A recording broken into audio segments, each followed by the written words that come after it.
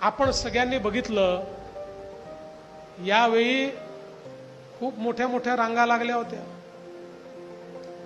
अमरावतीमध्येही नवनीतताई, तुम्ही पडल्याचं दुःख सगळ्यांना झालं, पण काही लोकांना फार आनंद झाला. राजकमल चौकात त्यांनी काय केलं आपण सगळ्यांनी बघितलं. अरे वेड्यांनो, आता जागे झाला नाहीत ना, फिरता येणार नाही तुम्हाला बाहेर, सांगून राहिलो. कार्यकर्त्यांनी लक्षात ठेवलं पाहिजे. हे जर सहन करत राहिलात ना, आपल्या माय भगिनी फिरताना दिसणार नाहीत तुम्हाला.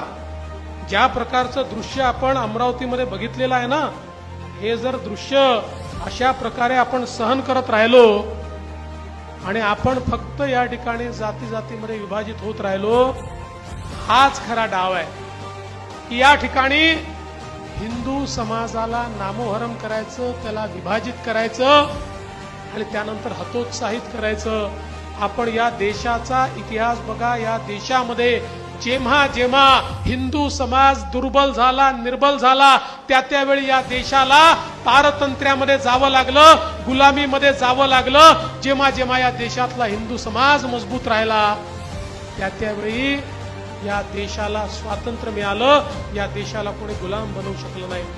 भारतीय जनता पार्टी कुठल्या जातीच्या धर्माच्या विरोधात नाही आहे. आम्हाला सगळे सारखे आहेत. आम्ही योजना तयार केल्या.